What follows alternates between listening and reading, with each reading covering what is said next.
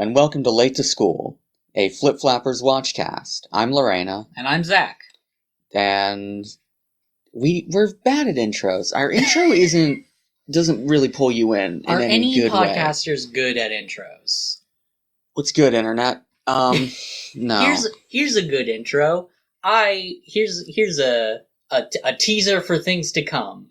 I have complex feelings about the episodes we're about to watch. Okay, good to know. Before we talk about the episodes, though, I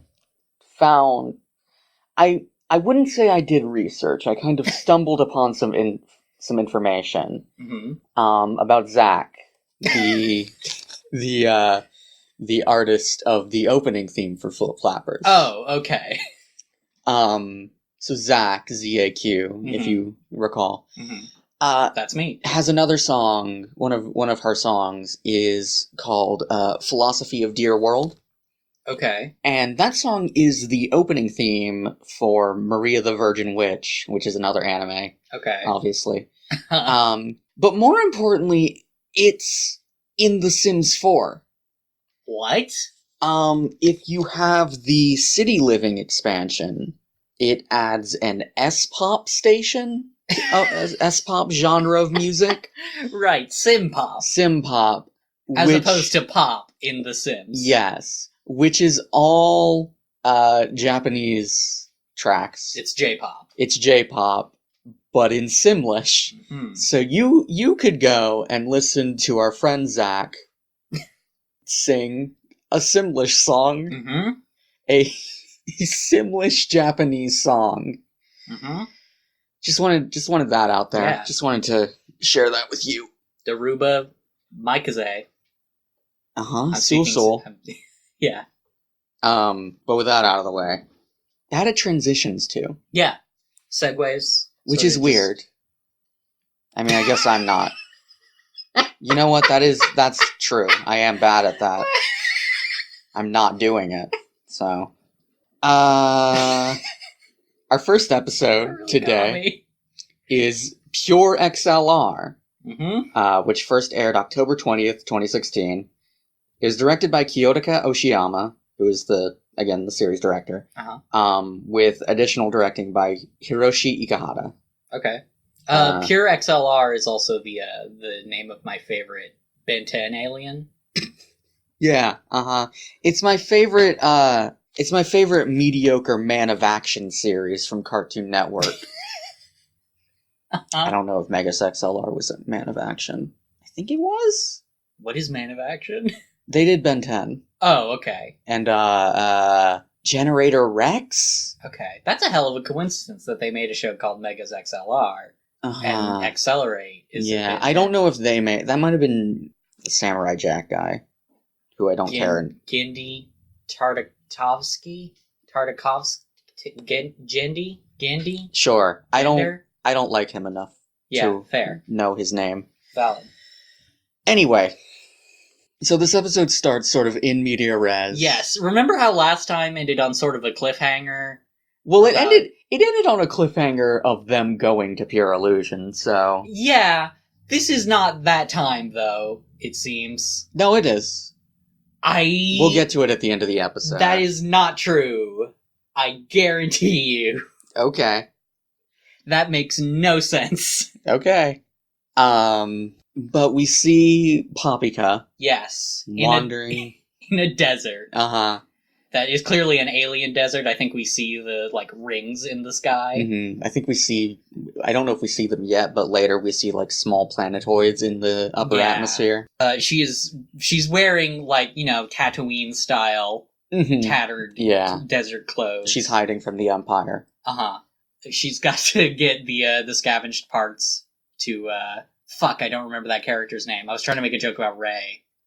Hot Fuzz. His name is Hot Fuzz. What would his name be Hot Fuzz? Because he's the guy from Hot Fuzz. Is he? Yeah. I think so. Oh, we should start a Star Wars podcast. You don't want to be the dude who has, 5 podcasts. We have 1 right now. That would increase to 2. I don't know about that. That's not 5. That's 3 less. I can math. I guess. Can you? No. She tries to take a sip from her canteen. But it's empty. She kneels down next to some plants to get at some plants that are growing on this like derelict ship. Which is also kind of The Force Awakens-ish. Yeah. With like the big ship, except it's a ship and not a Star Destroyer. I think she's digging for like water. Because, plants are growing here, so there's probably some moisture. Right, but all these plants are super wilted. And she just collapses. And whispers Cocona's name as she passes out. And then the opening.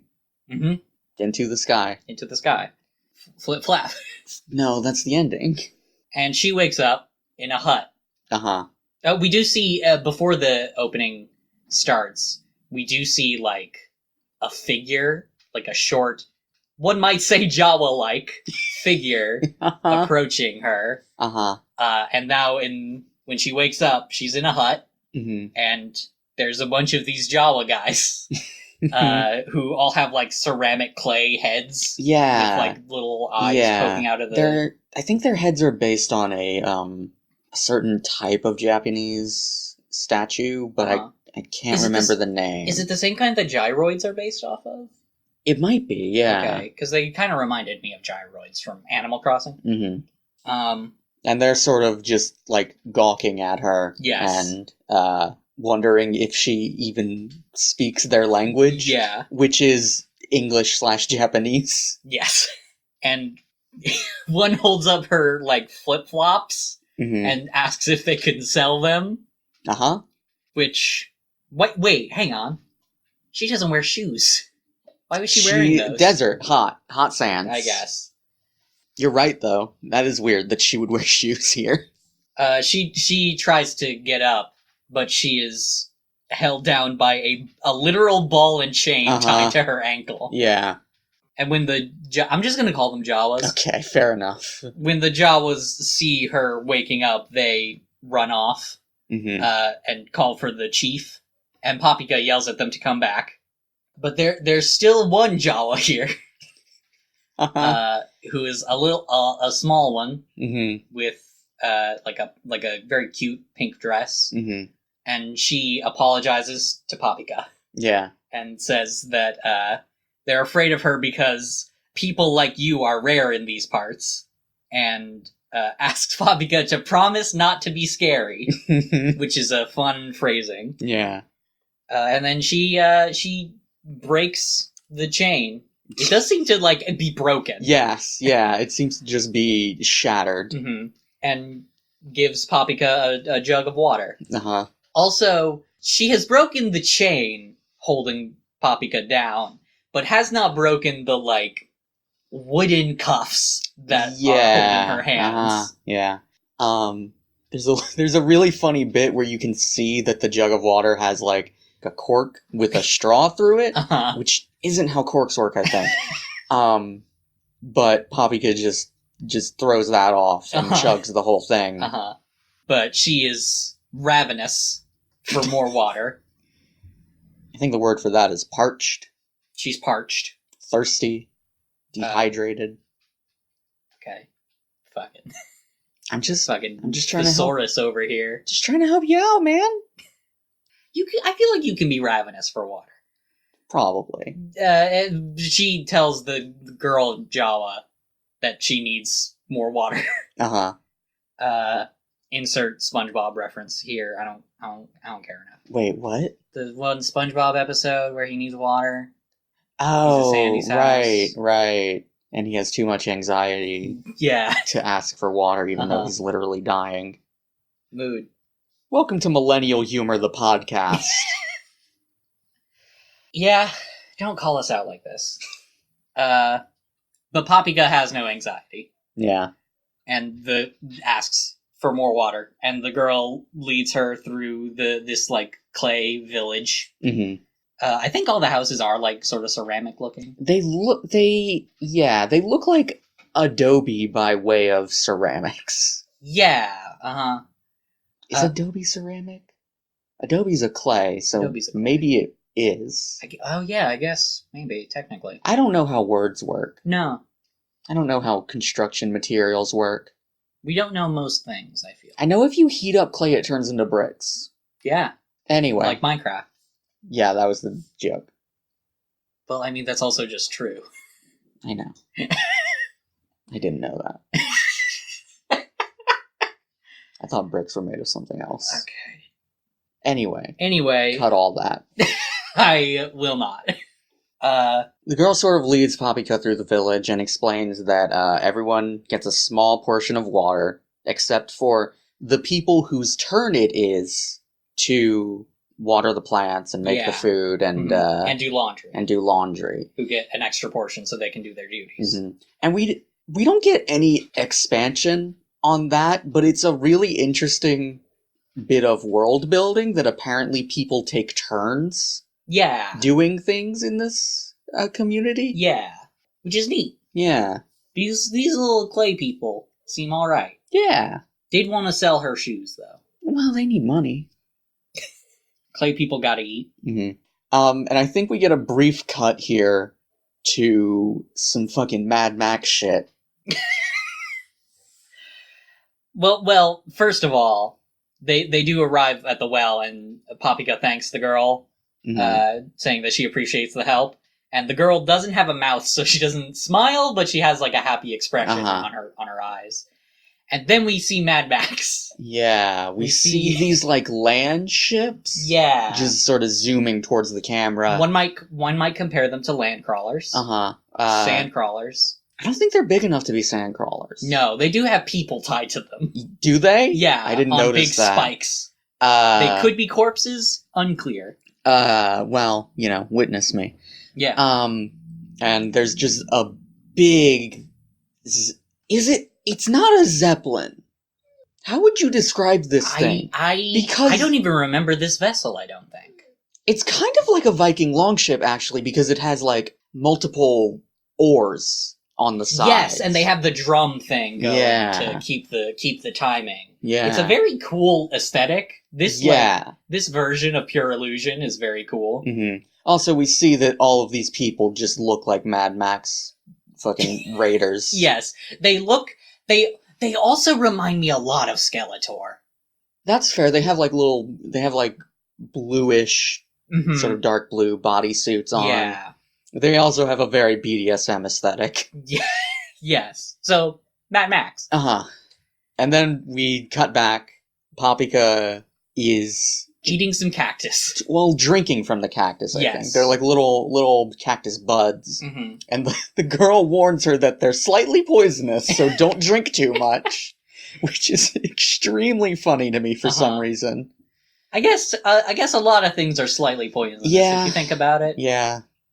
The girl asks Papika where she came from, and Papika says someplace far from here, and tells the girl that she's looking for her friend Coconut. Mm-hmm. And she says that she's been searching forever but can't catch her scent at all, which is really funny. I love that this is just a thing Papika can do. She's just a fucking dog. Yeah, she's just a bloodhound. The girl mentions that she saw a falling star recently, and while she was making a wish, it split into two, and asks if it could have been Papika and Coconut. Mm-hmm. Those names still fuck with me. That's fair. They're still very hard names to say. And Papika is excited and asks if she saw which way Coconut went. But before the girl can answer, Papika's stomach growls. And the girl giggles and says that all they have to eat are sweet potatoes. And Papika is very excited for that. But then they're interrupted again. Which is sort of a weird sequence, plot-wise. But I guess they set up the sweet potatoes that are relevant to the plot later. Yeah. There's a bang, a crash, a kerfuffle on the other side of town. You are just a thesaurus today, huh? Listen, and we see that the raiders, the Mad Max men, have arrived and are demanding. They've like fucking rounded up the villagers and are demanding that they give them all their food and water or die. These characters swear More Yeah. like 200% more than any other character on this show so far. Well, they're rough boys. They are rough boys, I suppose. And the villagers are, not. They're like, hey, that's not cool. Yeah. They start. Yeah, the raiders start like just taking pots of their water and just like chugging them.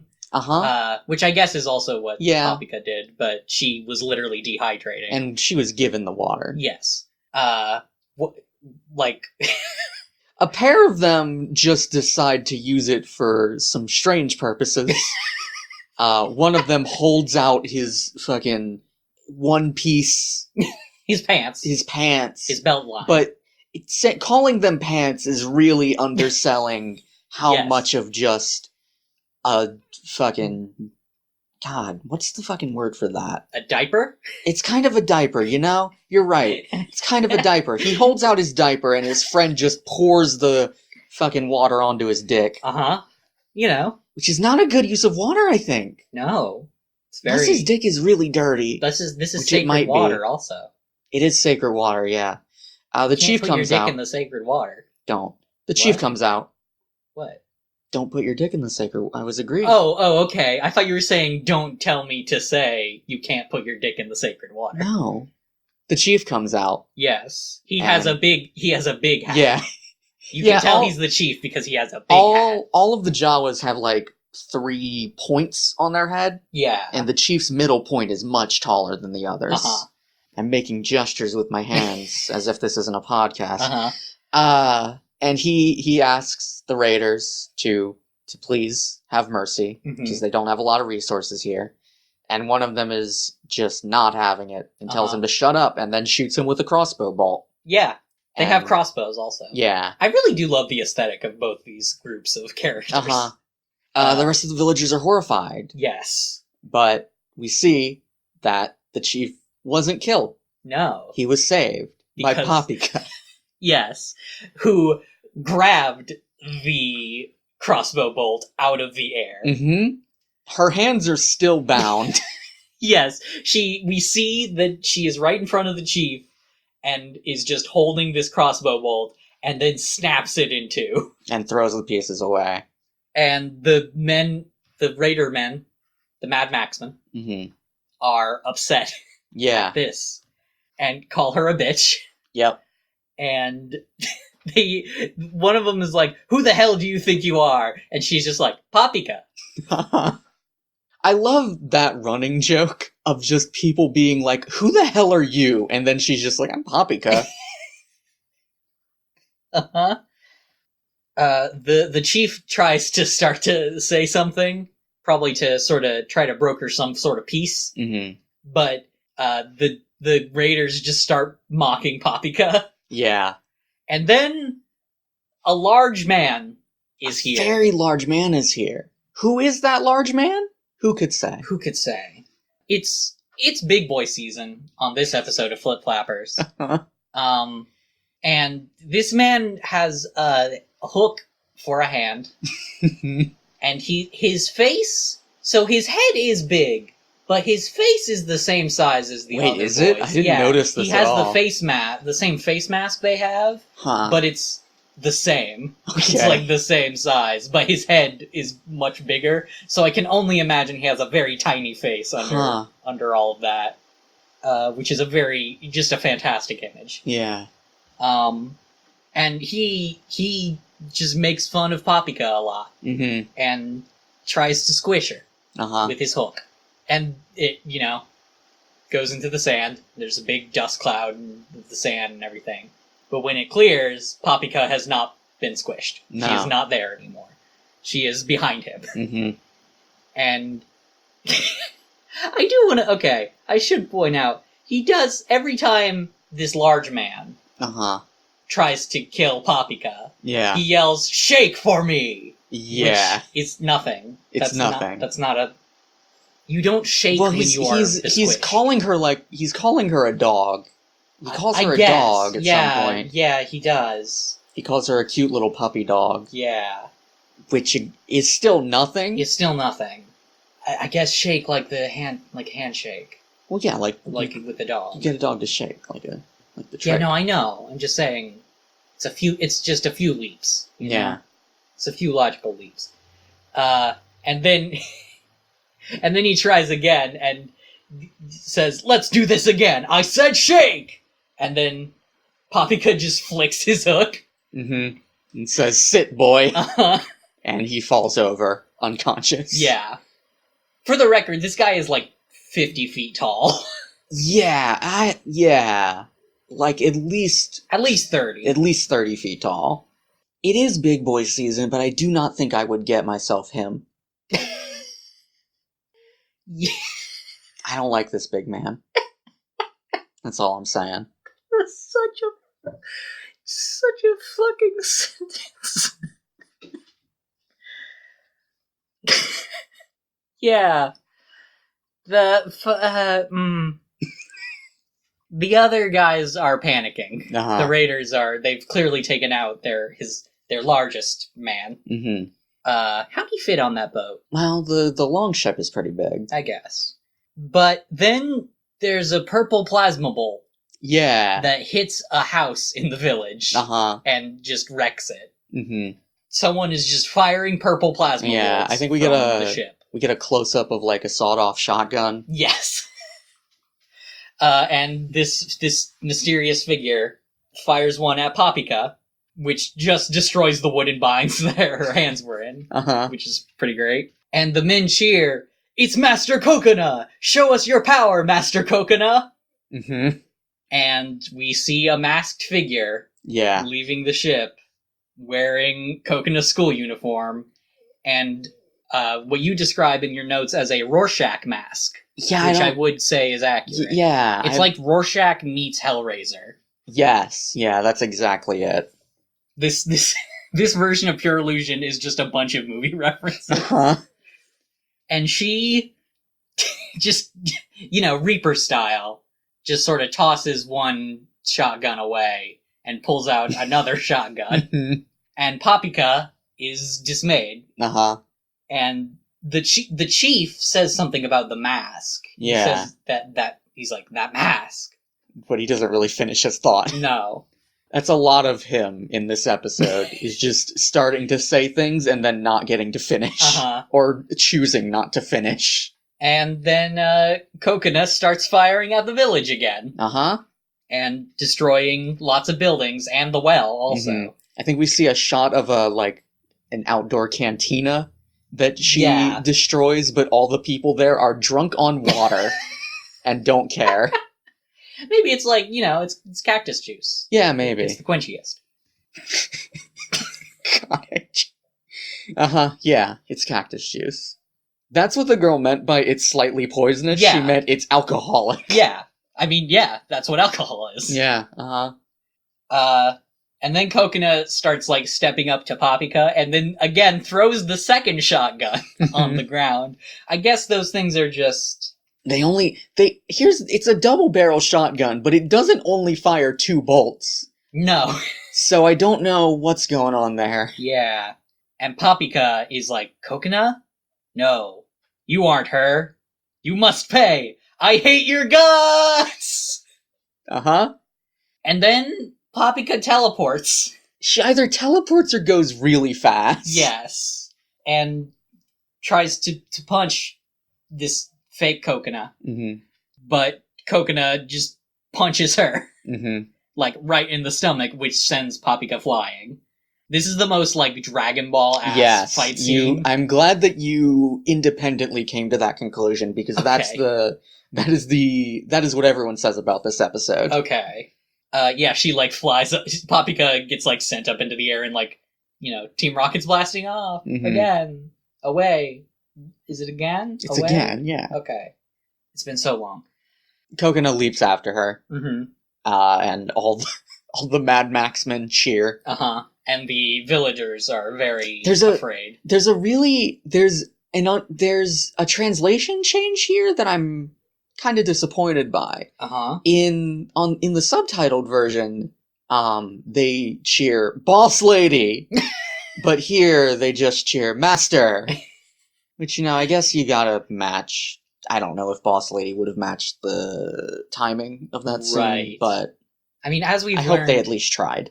As we've learned from the Deke dub, sometimes you don't need to worry about timing. You can just put some new frames in there or some shit. But the chief of the village says that they should follow these people who just flew up into the fucking stratosphere. And they just walk. Yeah, But yeah, then Paprika and Coconut fight some more. And it's really hard to describe. But it's very cool. Yeah. But it's very well animated. Yeah. But Paprika is losing. And keeps yelling at Coconut, asking, "Who are you? Why'd you destroy the village? Those clothes belong to Coconut. What have you done with her?" And then the villagers and the madmaxian arrive and are watching this fight in, like, another part of the desert. They got here really quick. I think Coconut and Paprika are in, like, not a crater, but, you know, like a lower point surrounded by higher sand. Yeah.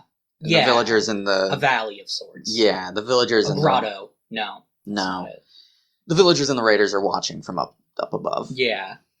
And then Coconut straightens up after, I believe, Paprika kind of punched her to the side.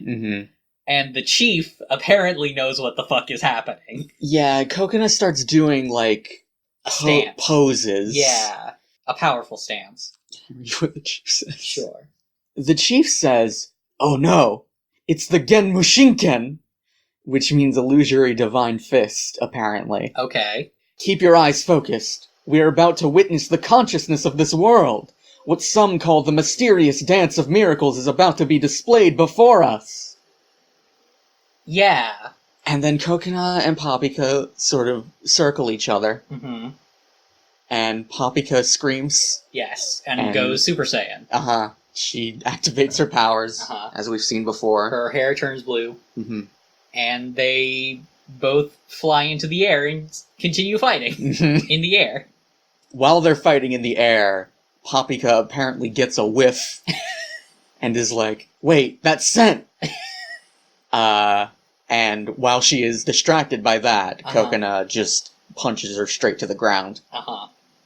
And then Coconut sort of, like, lands on her and is straddling her. And Paprika just says, "Is that you, Coconut? I found you." And Paprika grins wide and grabs Coconut's head and just fucking headbutts her. And then they both fall backwards. And Paprika falls unconscious and her, like, hair goes back to normal. And Coconut stands back up and glares down at Paprika's unconscious form. And then the mask starts to split. And cracks, and both halves fall onto the ground. And they sort of, like, it's like a glamour is wearing off on them. They just turn into more mundane, like, steel mask without the Rorschach shit. Yeah. And Coconut is here. Yeah, surprise, it's Coconut. And the Mad Max men are creeps. Yeah, I don't even want to... Okay. And Coconut is crying. And runs over to Paprika. And, sort of picks her up and tells her she's sorry. And Paprika wakes up for a moment. And is happy that she found Coconut again. And then passes out again. Yep. And Coconut is really sad. But then the little Jawa girl is here. She's riding on Boo. Yeah, who has, like, an umbrella on him. And she has, a cocktail in her hand. And she expresses disappointment that the fight is over already. And then I'm just gonna read your wording in your notes verbatim here. Okay. And then just fucking rips her whole sitch off. Yeah. She sort of reveals this has been a disguise. Yeah. Another glamour of sorts. And she is a weird gray demon lady. With, like, long, straight blonde hair. She has, like, red eyes. I can't tell if she has clothes or if that's just her body. I don't know. She's weird. She's very strange. I'm just gonna go ahead and say at this point, because I don't think it is ever established in the episode itself. Her name is Welwitschia. Welwitschia? Welwitschia, which is a type of plant. It's a desert plant. I thought it was a pun. That has the largest of these in the world has grown to be 1.4 meters tall. Wow. Which is pretty big. It's pretty big. They're just two leaves that keep growing forever. Really? And, like, overlap each other and turn in weird ways. Huh. Plant facts. Mm-hmm. And Kokona recognizes this character. Yeah, uh-huh. And we get a flashback to Kokona waking up. Yeah. In a Greek temple. Basically. In the fucking Parthenon. Along with Boo. Mm-hmm. She's also with Boo. And she asks Boo where Papika is, and he's like, And they start looking for her. And they instead... They instead find a, what were my exact words? Your exact words were a lesbian bondage orgy. Which I feel is yeah. Mm-hmm. That's a fairly accurate assessment. It's a bunch of more of these gray-skinned demon ladies. A lot of them also have masks, like the Mad Max Raiders. Well, I think all of them are in bondage. All of them are in, like, I don't know if gimp suit is the right word, but... Right. That's the sitch. Mm-hmm. And, Welwitschia is in, like, a big hot tub. And she's very clearly the boss lady of this... of this situation. Of this sort of display. Mm-hmm. This tableau. And yeah, Boo is horny. Boo's horny and starts... And this confirms for me that is his character. Yeah, he sucks. He starts just running around and, like, just being a creep. Mm-hmm. And Welwitschia steps on him. Yes. And... She steps on his face, and that somehow makes his body leak green fluid. He's very fragile. This robot sucks in every possible way, and I don't know why he exists. I don't know. I don't know why they made this guy. I don't. And Kokona runs over and sort of apologizes on Boo's behalf. Well, no. No? Welwitschia... Kokona runs over and is like, oh no, and Welwitschia says, oh, I'm sorry. And Kokona responds, no, you're not. And then stops herself. And Welwitschia. Yeah. I've just learned this character's name today, so. She asks Kokona if she was looking for her friend, and says that she can take her to her. Mm-hmm.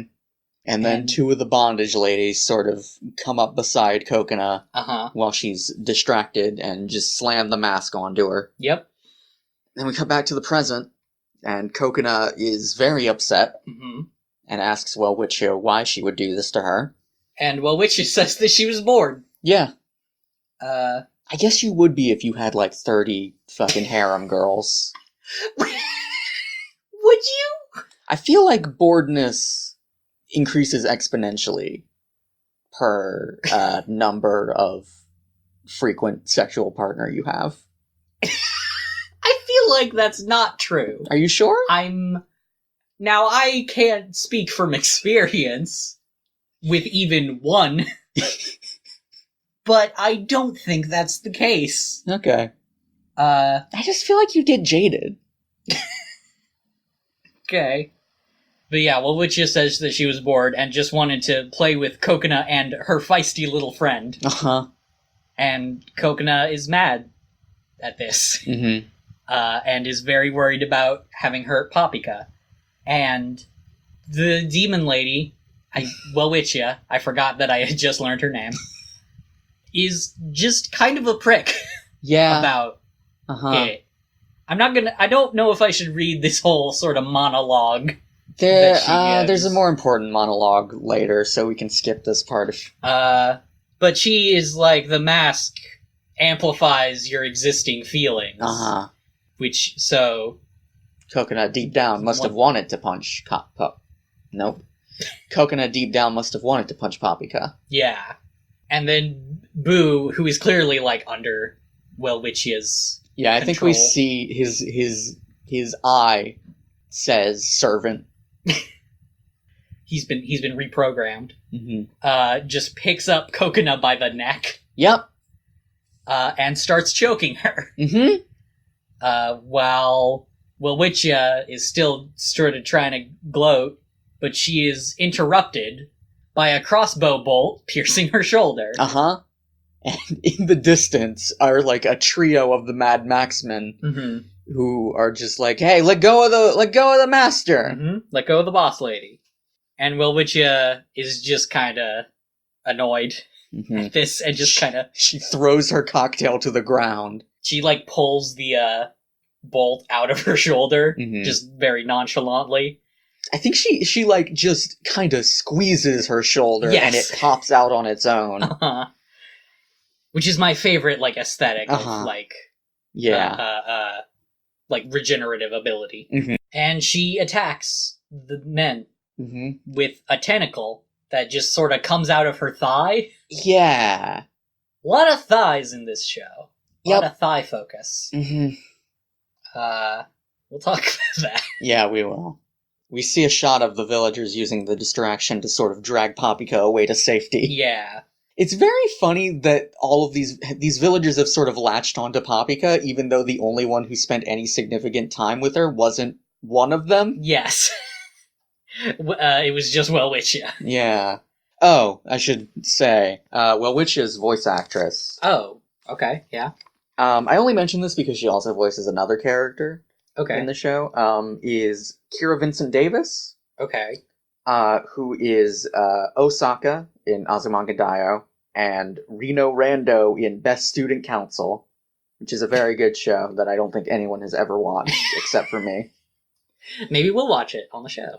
And her Japanese voice actress is Aki Toyosaki, who is Kazari Uehara in A Certain Magical Index / A Certain Scientific Railgun. And Yui Hirasawa in K-On! And both of those actors also voice Kokona's senpai, the painter lady. Oh, okay. But yeah, then with that sort of distraction out of the way, Boo sort of lowers Kokona to eye level with Welwitchia. What a fucking name. It's a scientific name for a plant, so I know, of course it's weird. But it's also feels like a pun. Yeah, it might be a little bit. Welwitchia. My favorite Queen song. What? Well, We Will Rock You? I don't know. No. Fuck you. You make fun of my jokes all the time. Yeah, because you do this. No, you do it first. I'm retaliating. This sounds like a he said, she said situation. And then Welwitchia has another tiny monologue. Can I read this? Sure. It is sort of important. She says, "How vulnerable you are, you poor thing. You know, my mask was only able to take you over because you're nothing but empty inside." And Kokona sort of gasps in shock. The villagers sort of have gathered around Paprika and are begging her to wake up, and her stomach grumbles. And then we cut back to Welwitchia, who is continuing to taunt Kokona. Boo has apparently stopped choking her because she's just sort of staring. And she gives she continues her monologue. "Your life is meaningless and without purpose. Your soul is weak and has left you a pathetic shell. Didn't it feel good to you? Did you not like playing the villain? You looked like you enjoyed it. It would be a shame if you didn't. You shine so brightly in that role. There's something that you're wanting to do, someone that you're wanting to be, isn't there, dear? If you come with me willingly, I'll make sure that it'll happen." And then Welwitchia sort of gets uncomfortably close to Kokona's face. And Kokona doesn't even meet her eyes and just says, "Never." And then Welwitchia steps away and is disappointed. And then Boo starts choking her again. And lifts her up off the ground again. And Welwitchia says that she is going to have to take Kokona's shard. and she sort of reaches up and rubs the inner... She sort of reaches up and rubs Cocona's inner thigh, and we see that there's a birthmark there. And... above the line of her skirt. Yeah, and Coconut gasps out in some emotion. I'm not sure. But then she's saved by Paprika, who just sort of screams from off-screen and tries to punch Wawitcha, but Wawitcha dodges out of the way. And then Paprika just sort of gently steps on Boo, which apparently breaks his spell. Yeah. And this is a foot-based robot. He sure is. The interface Boo is loves wiki feet. And he gently lowers Coconut into Paprika's arms. And Coconut is like, Paprika, how did you... And Paprika's like, a sweet potato. It tasted so sweet and yummy, and then pow! And Coconut's like, pow? This is another translation change that I am kind of disappointed by. Oh? In the Japanese version, it is explicitly called a gung-ho sweet potato. Cool. And yeah, we get a little flashback of Paprika just going in on a giant, sweet potato. A giant purple sweet potato? I don't know if that's what color sweet potatoes are. Yeah. It is? Okay. I don't know shit about They're kind of like purple-brown. Okay. It also depends on the breed of sweet potato you get. I used to grow sweet potatoes. Okay. They're hard to grow. Okay. Anyway. But Paprika holds up a chunk of it. Yeah, she has now. And is just like, say ah, and Coconut's like, ah, and then she just shoves the sweet potato into Coconut's mouth. And then we see Wawitcha just sort of watching them from a distant hill, just attack them again. With another long darkness tentacle.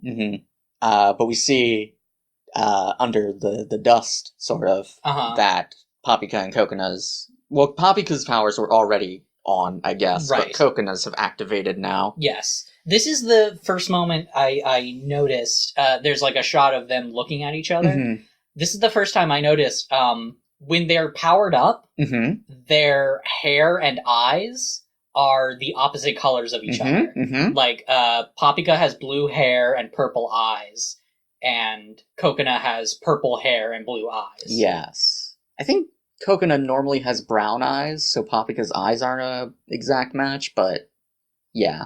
Right. No, I just mean while they're powered up, they're opposite of each other. Not when... Oh, sure. Yeah. And now here we're getting into the bit that is what convinced me that this is not immediately after the events of the last episode. Really? Yeah. What? Okay, no, well, let's... Hold on, wait. I am so often baffled by things that you just take at face value, and I'm so confused by it. Paprika asks Coconut if she's ready to transform. She just says, "Are you ready, Coconut?" And Coconut says, "Yeah." And then they both yell, "Transform!" And then we get a transformation sequence. Yeah, so these transformation sequences. So they're well animated. There are some very good shots. There's some clear Sailor Moon references. Yes.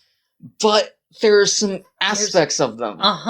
There's a, I'm glad you agree with me. There's a big focus on the skirt area. And specifically what's beneath the skirt area. And specifically what's how do I... labia.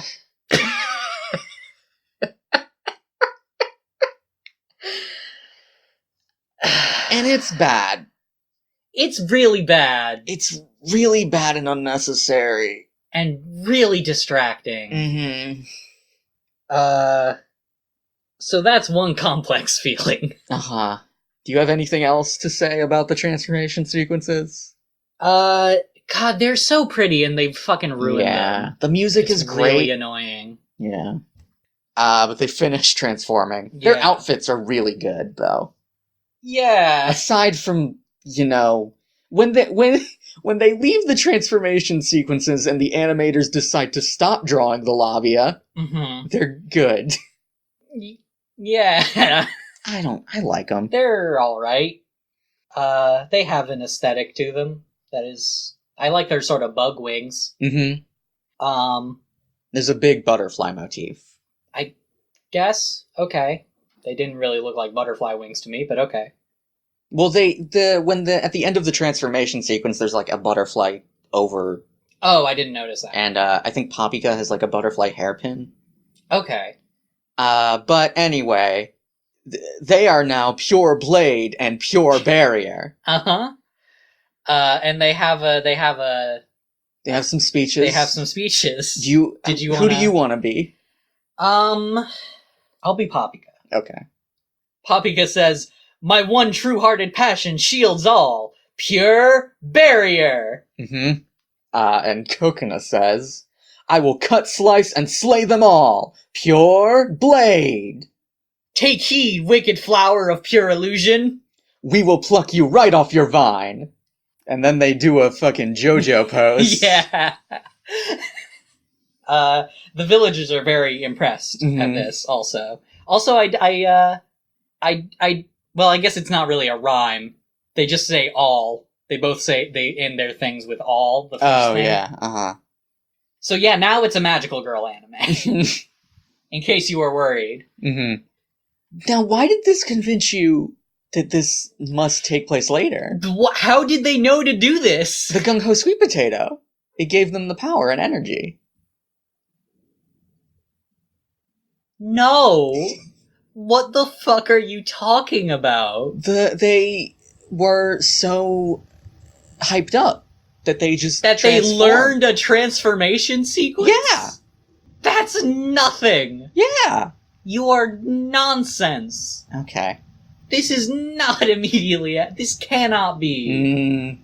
We'll talk about it later. Okay, I believe you that the show probably suggests later on that in the chronology of events that this takes place right after, but it's wrong. They fucked up. This suggests that they have had other adventures between episodes. No. They just do it. They just know. You can't. It's instinct. Anyway, I'm too tired to argue with you about anime dumb shit. You're so negative. You're so overly positive. I don't think so. Anyway, Wallachia attacks them. Yeah. And they fight her. Yeah. And sort of just can't get a hit in. They each try their ultimate attacks. Which are Papika 100 Cleaving Waves. Yeah. And Kokona Lightning Cleaver Slash. Kokona has a big, sword now, also. And Papika has more bug wings, extra bug wings on top she has, of her bug wings. panels on her shoulders. I guess she's barrier panels, you know. Yeah. But these... I love that our first hint of these ultimate attacks do nothing against Wallachia. She's having a whale of a time, actually. And decides to transform herself into her true form. Yeah. Which is just a very cool, big mouth monster with tentacles and big eyes. Yeah, so if you look up a Welwitschia plant, it kind of looks like this. Okay. It's scary, actually. It's a scary plant to look at. It doesn't have the face, and it's, a different color. But... hang on. I need to look up this plant. You make sure you look up wild Welwitchias, because cultivated Welwitchias tend to be a lot less wild. Okay. Is this it? Yeah, that's it. That's not quite the biggest one, but that's more than 2 leaves. No, it's not. It sure looks like more than 2 leaves. They wrap over each other. These all just look like seaweed. You are scared of the strangest things. It big. It big plant, and not tree. This is 2 leaves? Yes. Okay. Yeah, it's a plant. It I guess, looks like this monster. She sandworms underground. Mm-hmm. And Coconut and Paprika try to find her, but they are caught off guard by one of her tentacles. Emerging behind them and just sort of slapping them into the air. Mm-hmm. They fucking orbit. Yeah. They orbit some planetoids. Asura's Wrath shit. Uh-huh. Like, the monster hits them so hard, they are knocked out of this planet's atmosphere. Mm-hmm. Around some planetoids whose gravity pulls them back around. Mm-hmm. We see a shot of, like, I guess a madmaxian village, where there's a little madmaxian who points up at the shooting star that is Paprika and Coconut. Uh-huh. And he's fucking... He has a mom? Yeah. Who's just one of the Mad Max men wearing an apron. Uh-huh.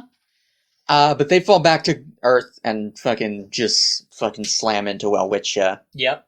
And it's very cool. Uh-huh. And they sort of get up and dust themselves off and are ready for another attack. Uh-huh. And we go straight up fucking Kid Icarus Uprising. Mm-hmm. And they form a giant cannon out of their weapons. Mm-hmm.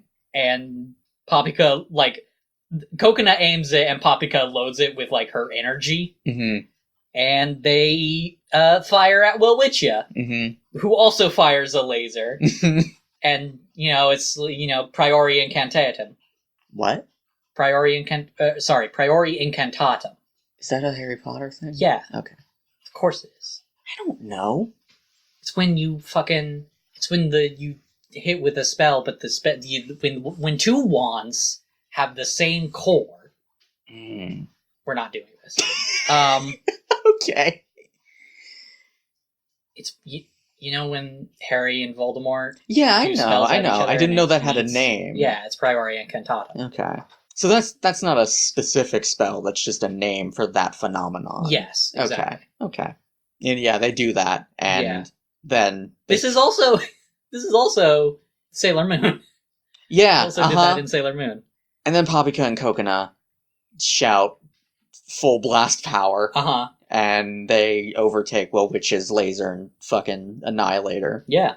Fucking dunked on. Mm-hmm. And then the fucking cannon disappears. Uh-huh. And they sigh in relief and collapse against each other and turn back to normal. And Coconut apologizes to Paprika for beating her up. Uh-huh. But Paprika is like, I punched and kicked you too. Don't forget it. Don't forget that. And said I hated you, but I like you. I really like you. And Coconut's like, thank you. I like you too. And then Paprika just keeps going on. Yeah, are you listening? I really, really, really, really. But Coconut is like, I get it. Mm-hmm. She doesn't. No. But then Welwitschia is here again. Mm-hmm. This fucking monster. Yeah, uh-huh. She sort of looms above them. Uh-huh. And then we cut to, like, a targeting reticle. Uh-huh. And we see one of the twins from the first episode who has a scouter on. It's the boy twin. Uh-huh. And then we see a strange masked figure. Uh-huh. They're both wearing sort of a, like, dark black, like, spy uniform. Yeah. The masked figure just sort of jumps up and wraps Welwitschia with a, like, fucking monofilament cable. Yeah, it's, again, this is Tatooine. Well, actually, no, this is Hoth now. This is the ropes you wrap around the AT-ATs. And then the girl twin is below Welwitschia, and she has a fucking massive gauntlet on her broken arm. Yeah, on her arm that was in a cast earlier. And she just fucking punches Welwitschia into the air, and the masked one pulls on her cable, and Welwitschia just fucking blows up. Yep. And then they emerge from the smoke and fire, and I think Paprika is like, that was really cool. I think Coconut and Paprika are both like, wow. And Coconut tries to thank them, but then a familiar voice says, "You're soft." And the mask is removed, it folds away as masks in sci-fi. Sort of fantasy. Iron Man style. Yeah. And we see, and out falls some blonde hair with pink stripes. And it's Yayaka. And she continues, "You're not going to get very far acting like that in Pure Illusion." And Kokona and Papika are shocked. And then Will Witch's corpse dissolves. And a large, perfectly round shard is sort of underneath all of her. This is just Steven Universe. Yeah. Now. And Yayaka collecting and bubbling gems.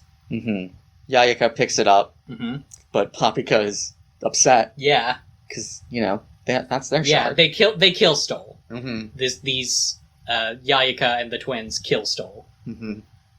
I should say probably at this point that the twins, we don't learn their names, and I'm not going to tell you their names. Okay, but this episode, you mean? Yeah, we learn them. We learn them later. The boy is voiced by Philip Hayes in English, who has no other roles. Dang. And Sayaka Inoue in Japanese, who also has no other roles. Wow. And is also a child, like a little girl. Okay.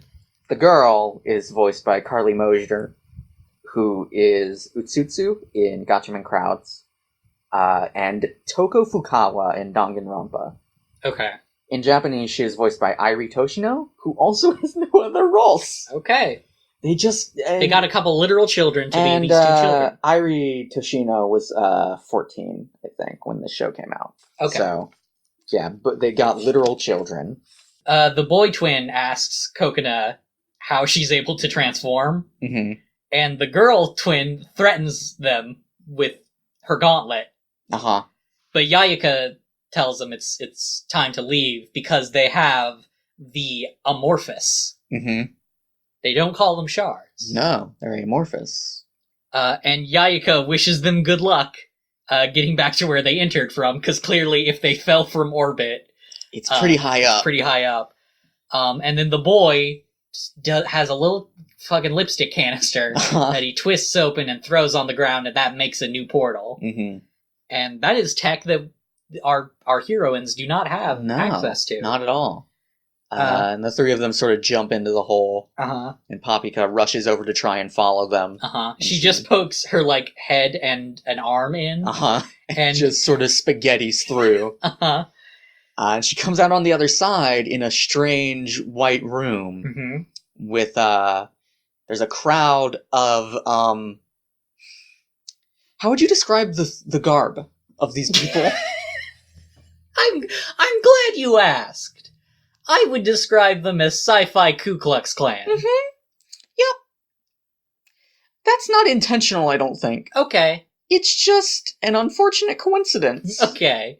They are, I assume, the bad guys, but who knows about anything in this show. And they sort of see her.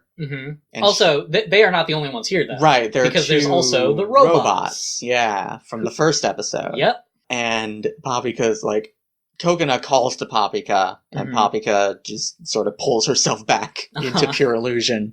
And the portal closes. And then we see another scene. I think we cut to a nebulous amount of time later. It's not very long. No.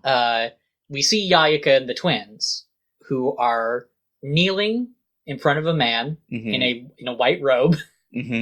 Again, combined with the pointedness of the hat. Have pointy hats that covered their entire face. Yeah. And this robed man asks if she was the girl from before. And Yayaka says yes. And he says, so that was Papikana. Excellent. She's half of the direct drive. And then we sort of zoom out and see he puts the amorphous into a pillar, and we zoom out and see the pillar is glowing red. Yeah. First of all, the people in the rest of the room begin to chant. Is it Asclepius? No, Asclepius? Asclepius. Asclepius? Asclepius? And the other people in the room, the pointy heads, begin to chant Asclepius. Yeah. That is the Greek god of medicine. Yes. Mm-hmm. He's the one who has his symbol. You said Greek god, and you've triggered my fucking MK Ultra programming. What? Okay. He's the one who has his symbol is a staff with a snake wrapped around it, and that got conflated with Hermes' symbol, which is the staff with two snakes and wings. So the medical symbol. Yes, the medical symbol. Okay. So that's why Hermes' symbol became associated with doctors, because it was similar to the god of medicines. Okay. And the pillar kind of looks like... Yes, yeah. His symbol. Yeah, it's got... I didn't really notice that before until you said that, but it does have, like, wings. Mm-hmm. And then the chief boy, lead man, says, only a few amorphous still remain. We must, for the sake of this vast world. And then... I don't know if that's the end of his thought, or... Yeah, the scene ends. We don't get to... I assume... because that's not a complete sentence. No. We must what? He didn't describe a verb in the previous sentence, so... And then we cut to Coconut and Paprika returning to Flip Flap. Yep. So the thing that makes me think that this is immediately after the last episode is Coconut is wearing a track jacket that she was wearing in the last episode. Okay, I guess. I feel like she could just be wearing that track jacket again. Yeah, I guess. Visual storytelling, though. I guess it's okay. Your visual storytelling also has to match up with your textual storytelling. Okay. Anyway, they've returned, and Paprika tries to tell Salt that Yayako was there and about what happened, but he tells her that her impedance needs to level out. They'll talk later, and she's like, "Hey!" And Coconut is just sort of quietly sullen. And then we see Sayuri, who is like looking over data, I guess. Yeah. She's just typing on the computer. She's analyzing the data, but it takes really long to process. Yeah. Can't find the entrance to Asclepius yet. And Dr. Hidaka says he's like kind of gleefully annoyed is how I would describe his mood. He says that they finally showed themselves. Well, I think Sayuri says that they finally made contact. Right, And then Hidaka says they're trying to show they can swipe our shards whenever. And Sayuri asks Salt what he thinks, and he says this isn't over. And then it sure isn't. Credits. Yeah. It sure isn't, dude. It's the third fucking episode. My guy. Flip, flap, flip, flap. Da da da da da da da. Flip, flap, flip, flap. I don't know the Japanese words. Yeah. And the post-credits scene is Paprika and Coconut sort of just chilling out in the Thomason. And Paprika is like, "Hey, I thought Yayako was like your friend." And Coconut says, "Yeah, since childhood." To which Paprika responds, "What is child food?" Paprika, I don't understand. You will. Her, and I'm not supposed to, clearly. And Coconut's just like, "No, I mean since we were kids." Hey, wait, what time is it? Oh shit, I gotta get home. And then we cut to her arriving at home. Yes. Sort of like shamefully walking past the living room and saying that she's home to her grandma. And Grandma says that she got a call from Coconut's cram school and asks her what happened. And Coconut is very clearly... she's not saying anything, but she's very clearly sort of shameful and upset. But her grandma just places a hand on her shoulder and asks her to just tell her next time she's going to be late. And Coconut kind of smiles, I think, and then the episode ends. Kokona's grandma, by the way, is voiced by, in English, Tiffany Grant. Okay. Who has a lot of roles. She's a very, she is maybe one of the oldest voice actors still doing it. Really? She is Aunt Eaterina in Princess Tutu. Okay. I only note because that name's very good. Mm-hmm. And she is also Asuka in Neon Genesis Evangelion. Okay. Which is sort of her biggest role, I think. Okay. In Japanese, she is voiced by Tamie Kubota, who basically just plays a lot of grandmas, it seems. Okay. Not a lot of characters I recognize. Uh-huh. Sort of typecast. Yeah, she is, the only one I really recognized was that she is Mama Mousekewicz in the Japanese dub of the American Tail films. Oh, okay. That did not sound like an anime character name, so I should have sort of... But yeah. Next episode.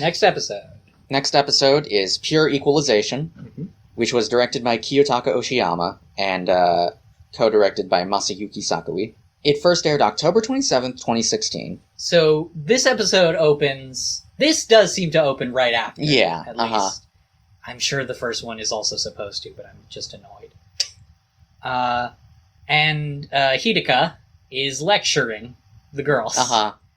Specifically about their impedance levels getting too high. Mm-hmm. And at this point, finally, someone, specifically Kokona, is like, hey, what the fuck is impedance?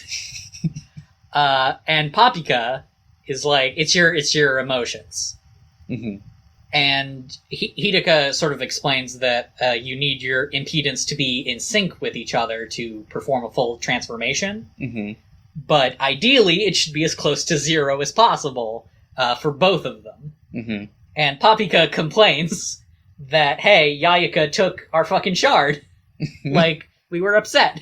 And Hideka says that the final result isn't the problem, and that the instant the two girls wound up in completely different locations is when the mission was a sure failure. Mm-hmm.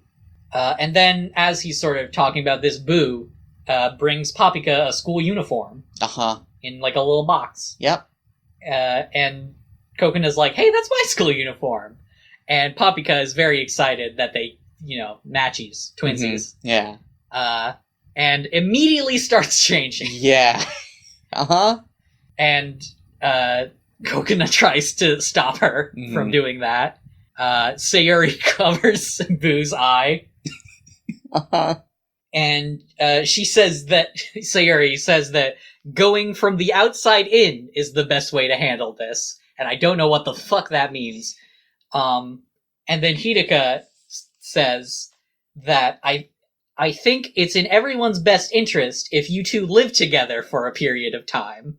And both are very surprised by this. And the title... Papika is definitely more excited than Kokona. Yes. And then we get the title sequence. Into the sky. And when the title sequence ends, we see Kokona in her room. Just packing stuff. And is worrying about how much she wants to bring. She doesn't bring too much or too little. And she sighs, and we flash back to the lab scene we were just in. Yeah. This is a kind of a common anime trope, and I don't understand it. You just, cut to a scene later and then cut back to the scene you were just in. Yeah. And I don't get it. It works, but it's hard to describe in this medium. And Hideka explains that in order to work together, they need to bring their impedance levels in line with each other and accept each other in the closest of terms. That is his exact words. And Papika is excited about a sleepover. But Kokona is hesitant because she doesn't want her grandma to worry. And Hideka says that Okay. Yeah? This fucking scene really trails off. Because Hideka is like, I was afraid you might say that. And then Dr. Salt is here. He's still above them, as usual. He's in, his little fucking alcove. And he says, Last time, you yourselves were responsible for the lapse in time from the real world. Now that we know that, we can deal with it. And then that scene ends, and I have no idea what the fuck he just said. They arrived at Flip Flap pretty late. Okay. But... So they were responsible for the lapse in time from the real world. I think what he's saying is the fact that Coconut was late is her fault.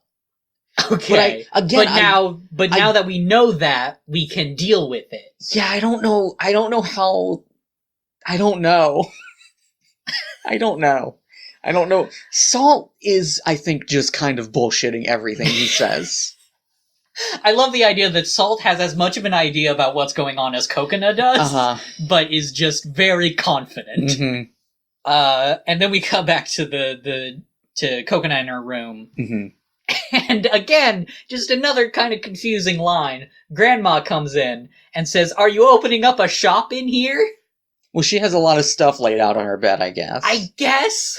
It's a fun joke. Is that a thing you would say? Is that your first thought? If you're a grandma and you don't know how to do jokes. You know what? That's fair. And Coconut sort of awkwardly tries to explain that she was planning on maybe going to a sleepover at a friend's house. And she's just like, yeah, I know, I'm not allowed. Mm-hmm. She just automatically assumes she's not allowed to go. And then Grandma says, just don't cause her family any trouble. Mm-hmm. And then wheels on out of the room. Grandma's cool. Yeah. And then we also get a little shot of Yuxkuel, mm-hmm. Peeking his little head out of his little nest pod thing. I guess he just jumps up in there when he needs to go sleep. Yes. Yuxkuel is... He likes to be tall. He does like to be tall, that's like, true. Remember when he was literally tall? And he was a very big man? Uh-huh. Yeah, exactly. And then we cut to later that night with, where, Coconut is sleeping in her bed. This is not sleepover time yet. No, not yet. Or she's at least laying awake in her bed, it seems, and then maybe eventually falls asleep. Yeah. Because we do... Get a dream. Yeah, we get another dream. She's on the river. She's on the river in the little boat. There's got, there's a little bell on it. Noticed on the boat. And she sees the girl, whose face we never see, the girl in the white dress, and says, "Who are you?" And the girl says, "Welcome home." Is that the same exchange that's the exact as last same exchange. time? Okay. And then Coconut wakes up in the boat. Oh, yeah. Sorry. I had no confidence in you, and that's not fair. I'm leaving that in. Okay. She is still in the river. Mm-hmm. And she sees... but the girl is gone. Yeah. And she sort of sits up, and she sees a spooky tree. Yeah, that has its roots. What do you call those? Like the openings in a tree. Isn't there a like word a for hollow? those? Yeah, like a hollow. There's a hollow that has bars. Yes, it looks like there's a hollow that looks like a cage because of the roots growing into bars over it. And that sort of fades into the fog. And then Coconut sort of fades into the fog. And now she wakes up for real in her bed. Mm-hmm. And then next day, school. Mm-hmm. Late to it. No, they're not. No. Coconut's never late to school. No. Which is a shame for this podcast's title. She's going to school. She's about to enter when she hears Papika, who climbs down off an awning above the school's door. And she is in her school uniform. And she's excitedly like, "We match now!" Uh-huh. And Coconut is like, "No, we don't," because Papika's scarf is all wonky. Mm-hmm. And Coconut helps her fix it, and tells her she needs to fix it herself from now on. And then they sort of walk down the hall together, and Papika is very excited about sleepover. But Coconut is like, "It's just training." And Papika is like, "What? No, what? Training?" And Coconut's like, "Yeah, it was just a little training seminar thing. Besides, we're just going to be sleeping." And Papika is like, "Yes, I knew it was a sleepover." And it's very funny. Yeah. And then Coconut hesitates opening the door to her classroom. And then Papika just grabs it and slams it open and yells, "Greetings!" to everyone in the class, who all respond greetings back. Which does, in fairness, That seems like a pretty realistic high school. Yeah, or middle. This is middle school. Middle school. Right? I mean, middle school is the same. Middle school in Japan begins at the same age high school in America begins. Really? Yeah, middle school starts at, 12 to 13. Okay, huh. But Papika sort of looks around the classroom and is surprised the Yayaka isn't there. Yeah. And she looks for her inside a desk, and she's not there either. Nope. And she's like, "Isn't that weird, Coconut? Coconut? Coconut?" And, Coconut has gone. Coconut. No one's here. But nobody came. What? Undertale. I'm just gonna be sad now. Because of Undertale? Yeah. And then we see, well, that is appropriate because this is a sad scene. And then we see Coconut at the nurse's office. Mm-hmm. Just sort of looking at the bed that she and Yayaka hung out on that one time. I think that might be, Yayaka's bed. Every time Yayaka goes to the nurse's office, she just hangs out there. That's their little fucking clubhouse. And the nurse says the Yayaka hasn't come in yet today, which also implies the Yayaka just comes in every day. I don't know what's up with Yayaka. Yeah. Maybe she's just sick. Maybe. You know what my headcanon is gonna be? Yayaka is like me and has bad, fucking shitty legs. And anytime she does a sports, she has to go to the nurse's office to just fucking rest for a while and drink some fucking water so she doesn't throw up. Yeah. That happened to me one time. Really? Yeah. Huh. I did sports so hard that I had to throw up. Huh. Because of your legs specifically? And the heat. It was very hot. Is this fine for the podcast? I think I had heat exhaustion. Okay, yeah. Sure. If you think people maybe want to hear about that one time I had to throw up because I exercised in the Texas sun so long. I just meant, divulging information about your medical history. Sure. Okay. Who cares? I don't know. Some people do. I guess that's anyway. Fair. Some people, and that's fair. Anyway, Coconut is sad. Yeah. And she walks sadly up some stairs and is sad. Walks down a sad hallway. And she walks by the painting of the, sort of river landscape that we saw before and trips. And falls, just fucking eats shit, and apologizes to whoever she tripped over. And sees that it's the green-haired girl. Yeah. It's the girl with the painting stuff. Yeah, her senpai. Yeah, I only learned that she's just called that from you and the credits just having a credit for senpai. I think she has a different colored ribbon than Coconut. We're not told explicitly that means she's an upperclassman, but it does mean that she's in a different class. Okay. I did not know that. But yeah, then we cut to the art storage room, where apparently green girl, does she have a name, or should I just call her senpai? Just call her senpai. Okay. That was an interesting non-answer to my question. Senpai offers her some tea, and they have tea, and it's nice, it's pleasant, and senpai talks about how she can't work up the motivation to paint on such a sunny day, but also says that she also can't work up that motivation when it's rainy.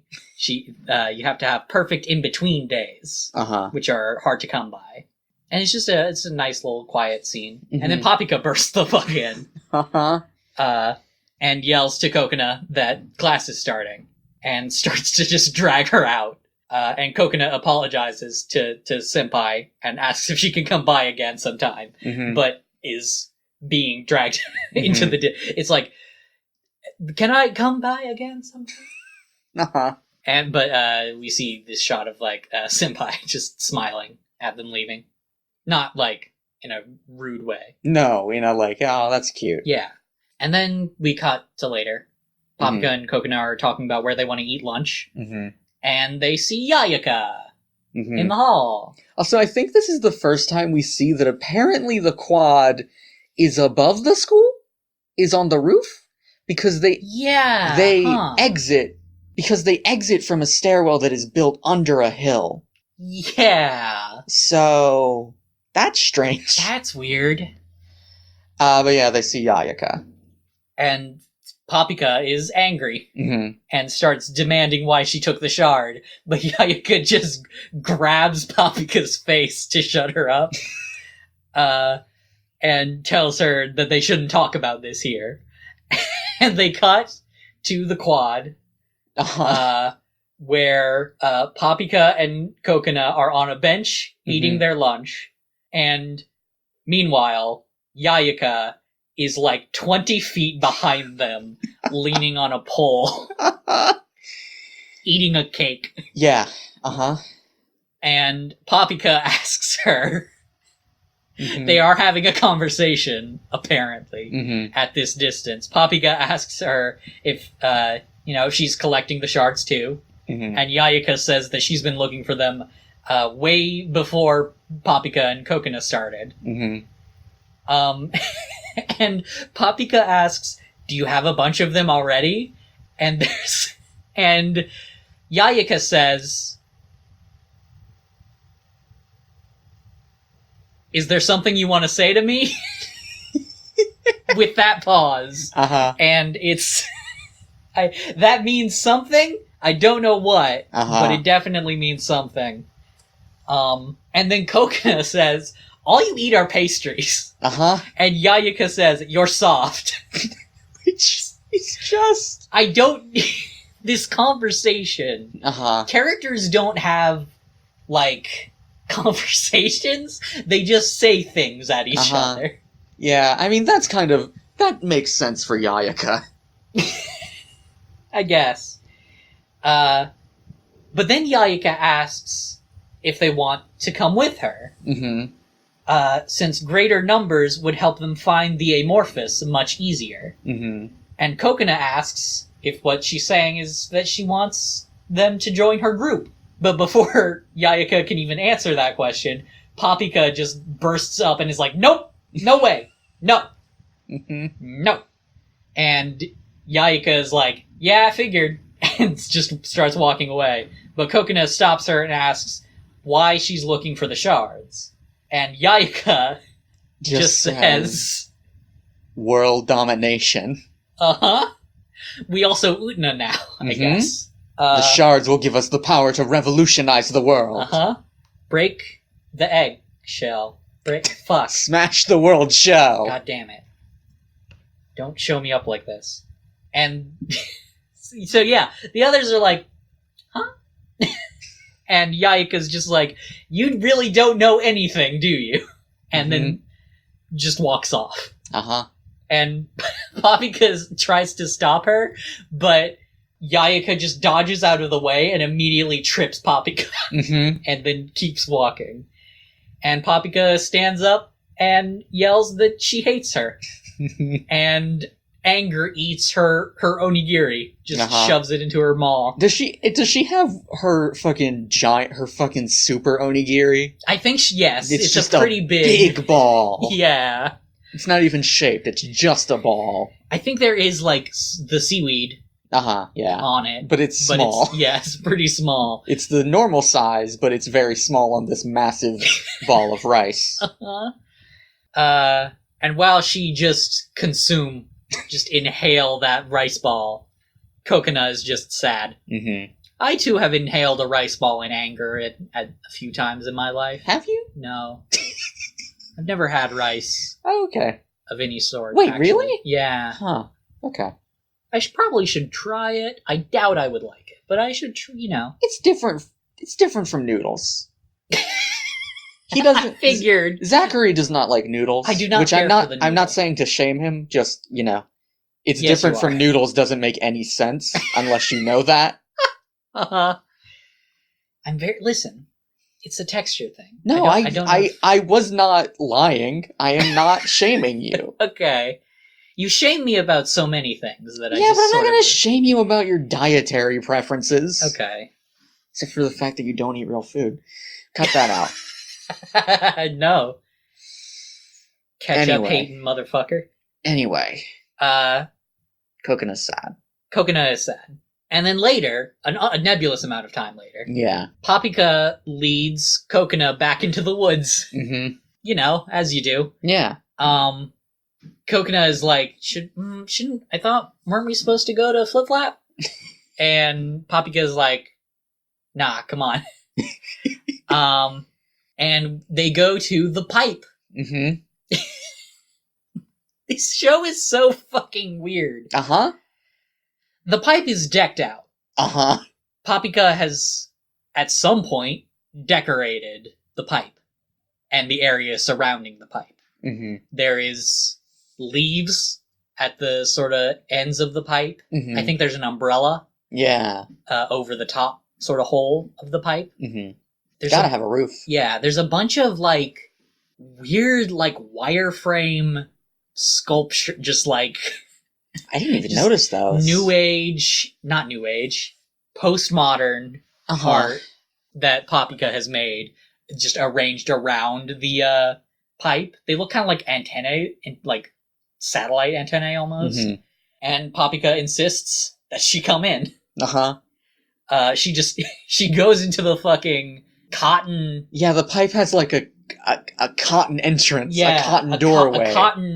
A butthole-like... Jesus Christ. What? It is. Okay. Was that not your first thought? No. Okay. Maybe I'm weird. A butthole-like entrance, and Paprika goes in, and then she pops back out, and is like, come on, Coconut. And Coconut goes in. Mm-hmm. And the pipe is a TARDIS. Yeah, it's bigger on the inside. It's also the fucking set of that one show from... Do you remember that show? There's the cardboard boxes. Out of the Box. Out of the Box. That's the name of it. Yeah. Yes, exactly. It's very decorative with, like, fabric and just shit. Mm-hmm. Just everything. Also, notable that the music sting that plays the first time Coconut, like, sees the snow in the first episode also plays when she enters the pipe. Oh, really? Okay, so I didn't notice it's clearly meant to be like, oh, look at this. This is wonderful. Yeah. And it kind of is, honestly. Paprika's magic, and it's weird. Yeah. I don't know what her deal is, how she did this. She took a class in interior decorating. Although again, possibly this is not literal. I don't know what the fuck is going on, you know? Yeah. True. Paprika is just sort of showing her around and shows her a shell. A big shell she found on the beach. And she's like, but I painted it.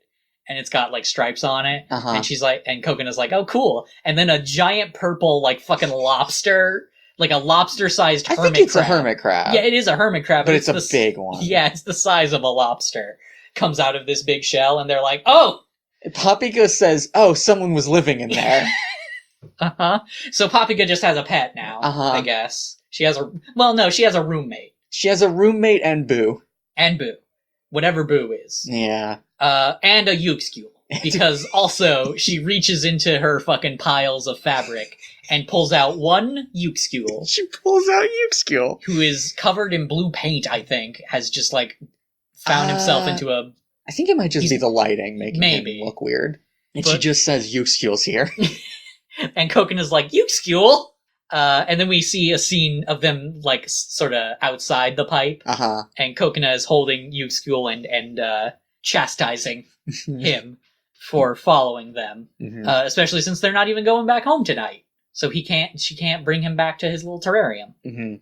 And she asks if he's hungry, and Paprika immediately is like, then let's make dinner! And then we have a little montage of them getting dinner. Yeah. Paprika sort of steals some eggs from a nest, and then the two of them are chased by a kiwi. Yeah. Not native to Japan kiwis. No. This is set in New Zealand. Apparently. You know, those traditional New Zealand school uniforms that look like sailor uniforms. Yeah. They grab some weird-looking vegetables. Yeah. They get some fruit. I think some, like, tomatoes or something. Something. Paprika, like, sniffs one and, like, picks it off, and Coconut sniffs another one, and there's, like, a fucking caterpillar in it, and freaks her out. And now we need to focus, because we're shifting into soup mode. What are you talking about?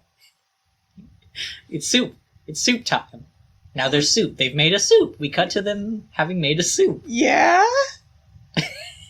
Have you never seen You never seen I'm shifting into soup mode? No! From Seinfeld? No! Oh, is that something to do with the soup Nazi? Possibly? I don't know. I believe it's a thing Kramer says. Okay. I'm sorry for not getting your good Kramer joke. I've never watched Seinfeld. I only know that joke. I have, and I don't know that joke. It's just a fantastic phrase. I need to focus. I'm shifting into soup mode. Yeah, it is. Yeah, that's fair. They have some soup. They've made some soup. It looks bad, but it apparently tastes good. Coconut is very nervous and is like, "Thank you for the meal," and very quickly starts eating, like ripping off a Band-Aid. But she likes it. Mm-hmm. And she's like, what kind of vegetables is this? She doesn't say that, but that's the gist. And Papika is like, dunno. And Coconut asks, what kind of eggs are in it? And Papika is like, dunno. And she just has no idea what is in this. Coconut is like, is it edible? And Papika is just like, you're eating it, aren't you? Uh-huh. Yeah. Fair. There has never been a character more chaotic neutral than Papika, I feel like. She might just be pure chaos. I feel like that's what chaotic neutral is, but, yeah, sure. I feel like she goes beyond neutral. She's just chaos on both axes somehow. And then there's a shower scene. There's a shower scene, and it's really gross. They show Kokona's whole ass body, except covered in soap bubbles. Yeah. They don't have a shower in the pipe, to be clear. It's outside. It's an improvised shower made with like a can of oranges that they've drilled holes in, apparently. Mm-hmm. It doesn't faze me because I'm used to anime, but it's still bad. It fazed my ass. Yeah, it's not great. It's completely unnecessary. Yeah. Meanwhile, in a much better scene, Boo has grabbed some grass. Right. And he's offering it to Yuxkuel. Mm-hmm. And we see their shadows as Yuxkuel just opens his gaping maw and consumes the grass. Uh-huh. And Boo screams. Uh-huh. Isn't there an exchange between Papika and Coconut in this scene? There is. It was in the shower scene. So Papika tries to get Coconut to give her more soap by just bursting into her side of the shower and asking for more soap, and Coconut's like, yeah, you have enough soap. But yeah, I do like that Papika just has zero boundaries, and no concept of them. I still don't know what her deal is. Will I ever? Can you tell me that? Yeah, you will. Okay.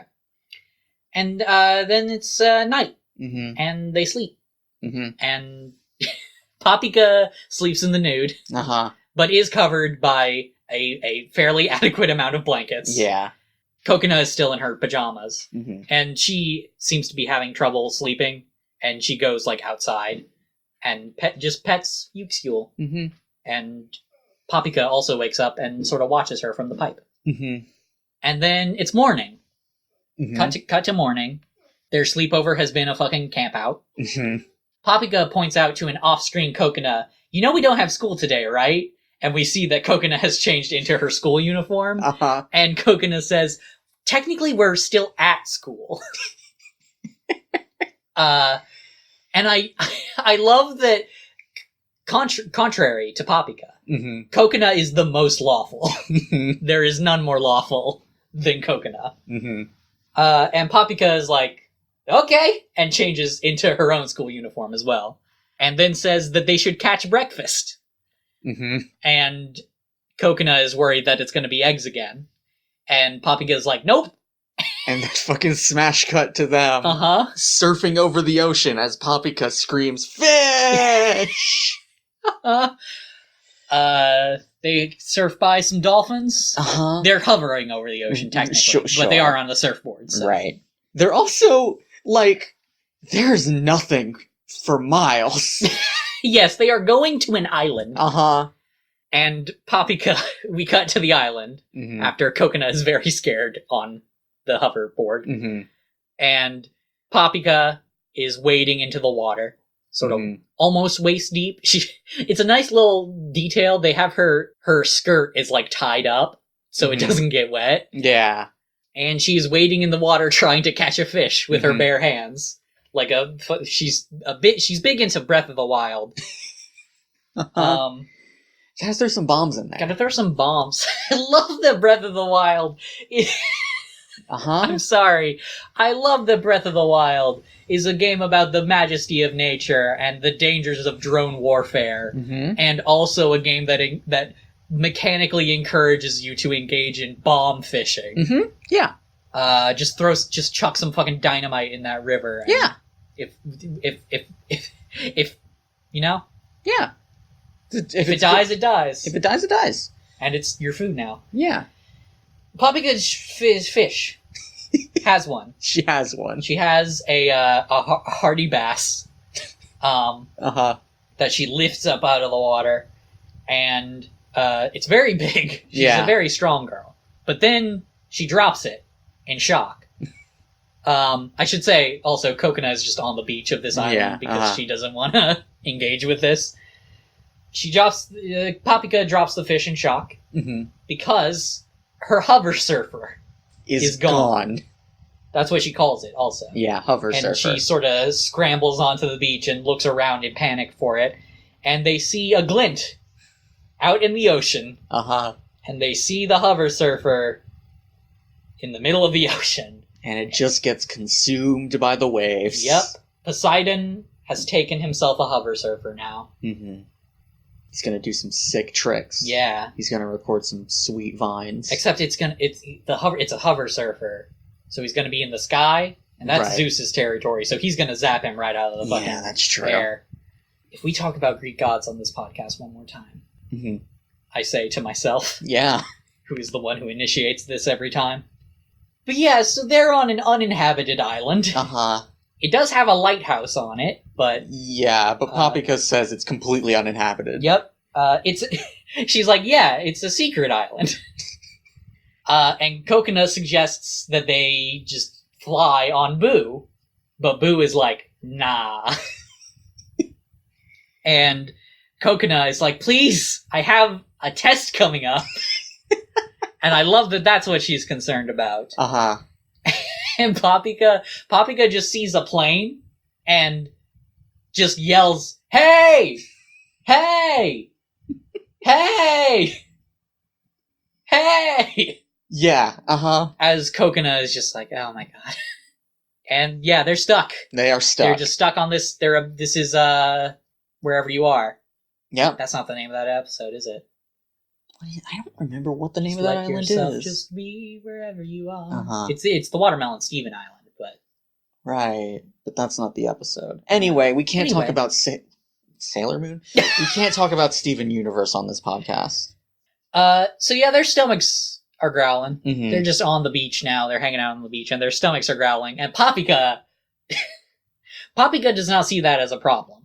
She sees that as an opportunity. And she gets very excited and runs off to find food. And Coconut sort of tries to follow her. And she goes up a grassy swamp hill. And Coconut is very clearly struggling to follow her. And eventually sort of loses her.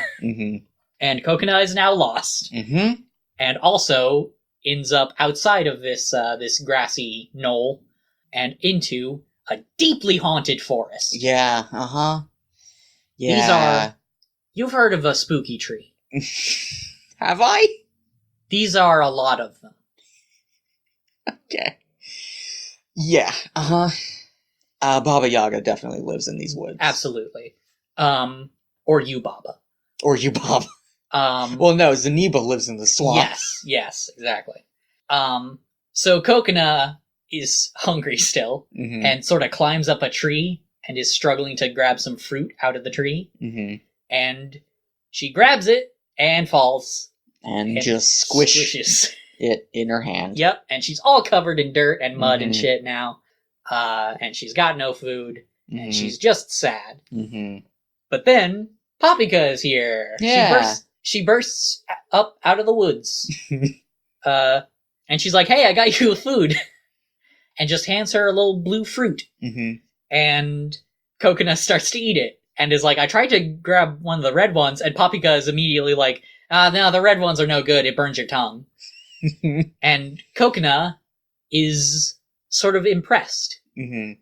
But also sad. Yeah. Because she's jealous of Paprika. Yeah. Because Paprika knows all this shit. Mm-hmm. And can do all this shit. And she gets like a flashback to Welwitschia, saying that, all the shitty things she said about Coconut. Uh-huh. And Coconut, in the current time, just says, I can't do anything. I'm empty. Mm-hmm. And Paprika tries to cheer her up by listing stuff that she's good at. Uh-huh. Like studying and reading textbooks. Those are the same thing. Well, they don't have to be. I guess they don't have to be. Walking fast. She compliments her ability to walk really fast. And she knows how to tie a scarf straight. Uh-huh. And we sort of see that Paprika's scarf is not. No. And Coconut sort of smiles and stands up and fixes Paprika's scarf. Mm-hmm. And Paprika says, all straight. No, it's not. No, it's not. Definitely not. And it's just a cute little scene. Yeah. And then we cut, we see that on the beach, either Paprika or possibly Boo have made a campfire. Mm-hmm. And also, Paprika has found a bathtub. Did she find it? Or did she make it? It's very small. It's small. It's metal, it seems. Mm-hmm. It's covered in barnacles. Oh, is it? Okay, yeah. Then she definitely found it. It's just it's also not a bathtub. No. I'm pretty sure, unless this is what bathtubs look like on submarines, but I doubt submarines have bathtubs. They probably have just showers. have Yeah. Mm-hmm. And it is very small, mm-hmm. but they fill it with water, presumably heated on the campfire. Hopefully, because seawater's not going to clean you. No. And also, Paprika says it's warm. Right. And Coconut is very insistent. You can't look over here. Don't look over here. They, I guess, decided to take a bath simultaneously, which feels like a weird plan. No. They did not. Coconut is taking her bath and expecting Paprika to wait her turn. Okay. And then Paprika just jumps in. Yeah. Okay. And Coconut is like, it's not fit for two people. Uh-huh. I do like when Coconut is saying, you can't look over here. It is absolutely imperative you do not look over here.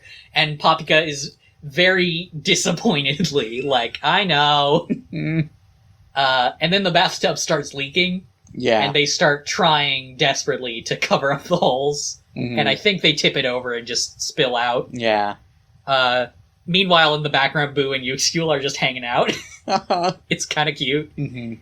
And then we cut, and they have a tent now. Yeah. They've made a tent out of leaves and one starfish, I noticed. They just stuck a starfish. You gotta have some decoration. I guess. I hope that poor thing wasn't alive. Yeah, I hope not. And Coconut suggests, tomorrow maybe we should try to build a raft. And Paprika says, what's a raft? And Coconut doesn't really answer that question immediately. She says, I need to go home and study. And Paprika's like, oh. And Coconut says, that means you do too. And Paprika's like, yeah. And they just kind of stare at the stars together. And Paprika expresses disappointment that there's no shooting stars. And Coconut asks what she would wish for. And Paprika says, I would wish we could get home for the test. And Coconut says, that's not what I meant. Not on the stars with when we get the shards. Yeah. What would you wish for? And Paprika says, oh, it's a secret. And it's like, what about you? And Coconut's like, I don't really have one. I guess I would want to see my parents again. And Paprika sort of questions her about that. And Coconut explains that her parents were in an accident when she was a baby. Mm-hmm. And she's never gotten to really meet them. And she's lived with her grandma her whole life. Mm-hmm. And she would just like to see them. Mm-hmm. And Papika says, family. Family. I know you'll see them. I got to see the person I wanted to see the most, so I'm sure you will too. Mm-hmm. She's very sweet. Mm-hmm. And then they sleep. Mm-hmm. They have a peaceful sleep. And then the next day, they've already built a raft. They built a raft. We cut to them having built the raft. Uh-huh. And they push! They built a very good raft, too, because Yeah. they didn't just build, like, a bunch of logs. They put some fucking buoyants under it. Uh-huh. Coconut. Which is good in engineering. Yeah. Although also Papika made a trans-dimensional space in her pipe. True. So Who she knows? probably helped. And they push it out to sea. Push! Uh-huh. They do that. They go push! Yeah. Together. Uh-huh. And they ride it. And it works. Mm-hmm. And they're on the ocean. And Boo is flying alongside, carrying Yuxkuel.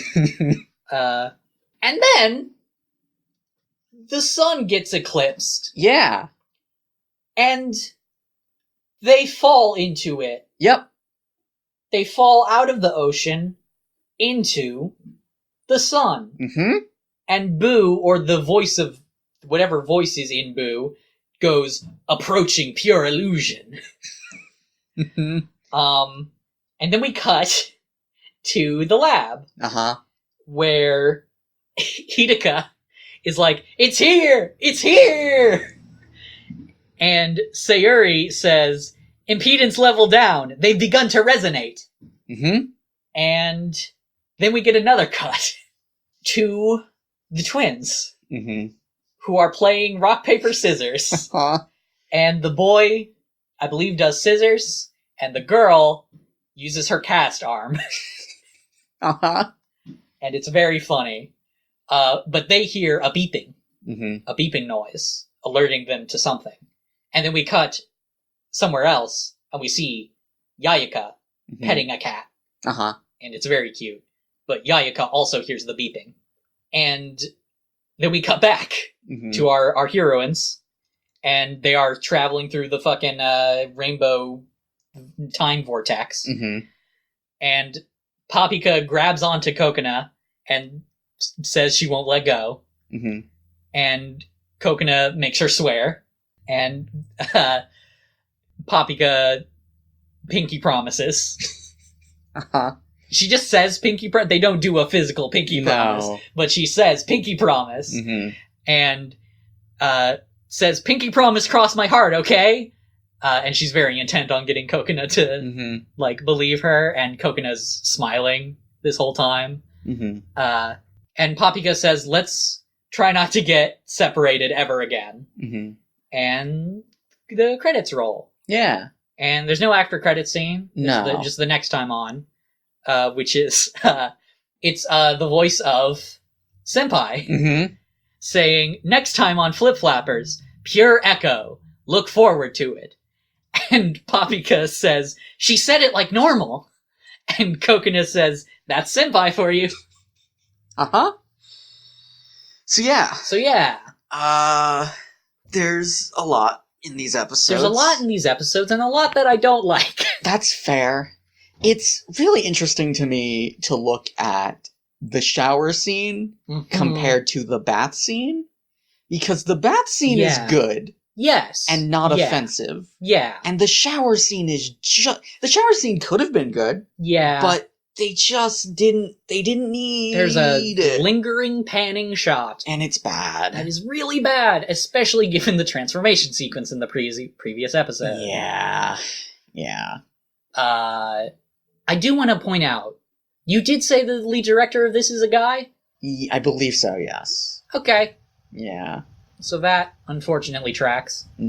But they're good episodes. Yeah. I sound more, I think I'm just tired. That's fair. They're, aside from bad elements and not great plotting sometimes, and confusing dialogue. Listen. They're good.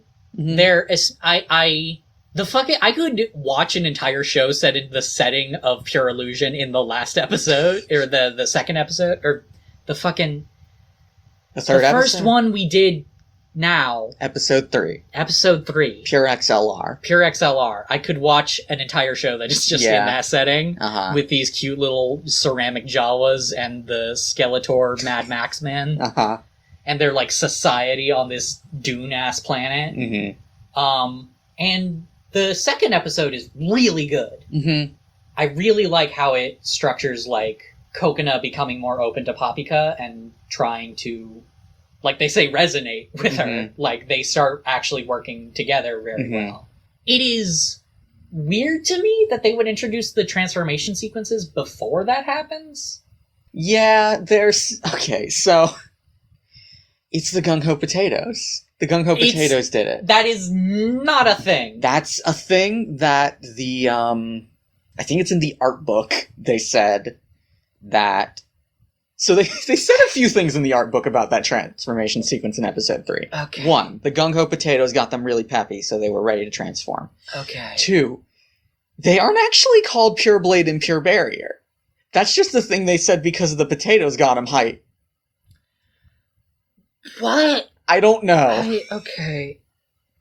I changed my mind. I might hate that episode. It's not important. It doesn't matter. Yeah, okay. Now I just wish this was a show about potato-based superpowers. Fair. Uh-huh. Hey, you remember in Steven Universe when Steven thought his powers were powered by eating a specific type of ice cream? Is that the first episode? Yeah, that's the first episode. Really? It's been so long. It has been 5 years. It's been 1,000 years. It's been 50 years. It's been 1 Yeah, I do remember years. that, yes. Mm-hmm. These girls, their superpowers are powered by sweet potatoes. Uh-huh. But only the biggest. Only the biggest. The greatest and most gung-ho of all sweet potatoes can power a magical girl transformation sequence. Now I want to eat some fucking sweet potatoes. I want some sweet potato fries. What? You Okay. Sweet potatoes. Sweet potato fries. Sweet potatoes are good because I can open them up. I can put some butter in there, put some brown sugar in there. Okay. Good taste. Sweet potato fries, I can't do that. I can't put brown sugar on those. It won't stick. Well, okay. How do you get salt to stick to fries? Magic. I don't think you cast an incantation, obviously. Now... Have you ever made a fry? Yeah. I don't believe you. You know what? I might not have ever made a fry. You have, though. Yeah. Which unfortunately gives you sort of an air of authority on this issue. Mm-hmm. Which I feel you're misusing. No. Because you're lying about it. I'm telling exactly the truth. You know. Yes. No. This bit is going too long. You just make them greasy enough so the fucking cinnamon sugar sticks. Did you say cinnamon sugar? I said brown sugar. Brown sugar. Ugh. What? I don't like brown sugar. Okay. Cinnamon sugar, though. Okay. I mean, that would also be good. Yeah. Anyway, yeah. Some fucking sweet potatoes. God damn it. You sounded like a grandpa. I am, at heart. Yeah. I can understand how they came to the conclusion that they needed those gross scenes. Can you? Because this show is a lot about sexuality. I don't think it's a correct conclusion, and I think it was a mistake. Yeah, just because your show can be about, like the fucking second episode is a metaphor for sexuality, and it works okay. You pointed out problems with it, but, it kind of works as a metaphor. Yeah. Just because your show is about sexuality doesn't mean you have to outline a middle schooler's labia on your fucking television. Yeah. I didn't mention this when we were talking about episode 3. There is another translation change that I don't know if I want to tell you about it, actually. Okay. No, I will. Uh-huh. In the original Japanese, yes, or at least in the subtitled version of the show, when Papika is saying, I really, really like you, Mm-hmm. In that version, she says, I love, love, love you. And that change is odd to me because this isn't a spoiler. They don't change later stuff that is even more gay. Okay. And I don't know why they would change it to I really, really like you when love is the same syllable. Right. I think maybe it's connotation? Probably. Like, I feel like, I mean, it's very middle school. Like liking someone. Yeah. I don't know. It's just a change I felt like pointing out. Yeah, that's fair. They're good episodes. I don't have much to talk about with these two. Because here's the thing. Sailor Moon. Yeah. There's a veneer of reality. Uh-huh. Which is distinctly lacking in Flip Flappers. Yeah. There's just a whole bunch of shit going on that I can't even begin to comment on because I have no idea what any of it is. I can't even, I can barely articulate questions. Uh-huh. I can try. Okay, try to articulate a question. Just one, or okay. Ask me a few. Ask me a few like, that you don't think will be spoilers. Oh no, all of these are going to be spoilers. Oh. That's what I mean. Questioning the plot. Okay, like I did with Sailor Moon. Sure. Like what is happening exactly? And like with this, it's like, what is Dr. Salt's deal? Mm-hmm. What do they want out of the finding the shards? Mm-hmm. Why does this other faction call them the Amorphous? Mm-hmm. What the fuck is the direct drive that Papika is half of? Uh-huh. What does that even begin to mean? Mm-hmm. Why'd they make a pervert robot? Don't know. I don't know. That one doesn't get explained?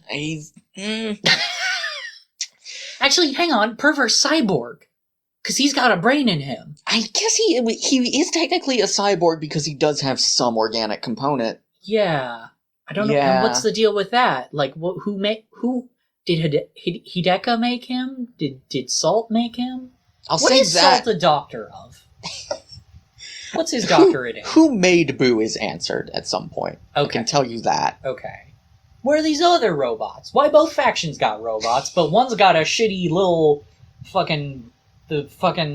what's that fucking game? Remember that game on the computer? I don't know, Grandpa. I don't know the game on the computer. Could you maybe tell me some details about it? There was this educational math game on an island. And there's these kids had a little yellow robot who spoke in a British accent, and he floated around, he hovered around. Oh, Super Mario Island. No, that's not it. You couldn't even do your bit. I was giving you the time. Super Mario Sunshine. You couldn't remember the name of the best video game of all time? I can. And I can remember the title of the best video game of all time. Uh-huh. I promise you that. You're a monster. Mm-hmm. Who's these KKK? I don't know. Who's this robot KKK? Yeah. With a giant rod of Asclepius. Uh-huh. That is powered by the shards. Mm-hmm. What are these shards? Why was one in a monster? Yeah. What is pure illusion? Wasn't the first one in a monster? No, it was in the little, it was attached to that weird building. No, the first one. From the first episode. Oh, that's right, there were two. Wasn't that one monster? I think that one might have been in one of the trees. The tree monsters, yeah. I'm not sure. Anyway. So I suspect it's got to be called Pure Illusion for a reason. Mm-hmm. It's got to all be some kind of simulation, but I don't know what fucking kind. Why did the eclipse happen?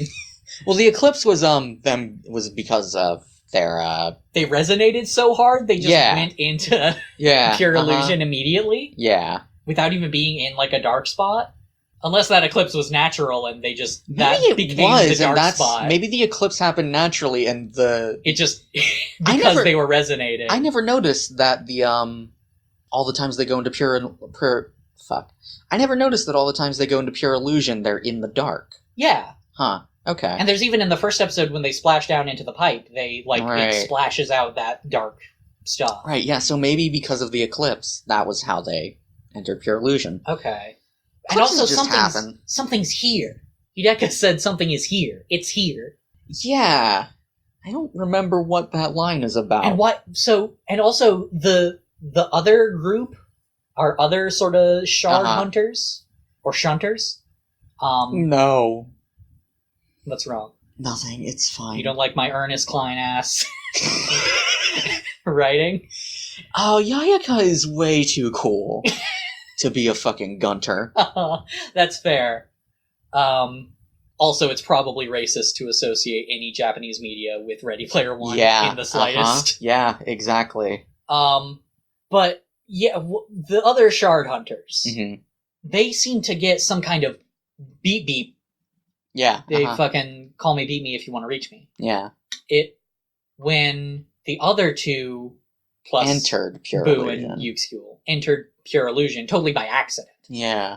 So that's interesting. They just have a tally on those two, I guess. Yeah. Or maybe just when anyone enters pure illusion. I don't know.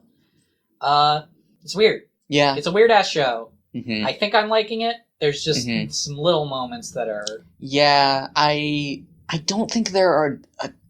I don't want to promise that there's not going to be more of that. Okay. I assume that transformation sequence keeps happening. I don't know if it does. Really? I'm pretty sure they transform again, but right. I don't know if the transformation sequence happens. I think it only happens once. Huh. Weird choice. Yeah, well, budget. I don't know. But that's... You cut down on a budget by reusing... They have to tell a tight plot. They only have 13 episodes. They don't have time for filler. I guess. Do you feel like you have any idea what the themes of this show are yet? Okay. Theme 1, gay. Theme 2, sex. But mostly not in a creepy way. Right. I think it's not sex so much as sexuality. Yeah, burdening sexuality. Especially because they're middle schoolers.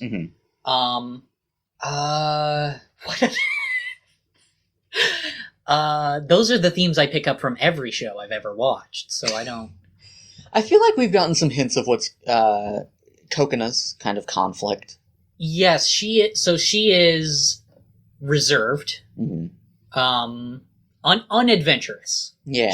Which is the opposite of Papika, who is all excitement all the time.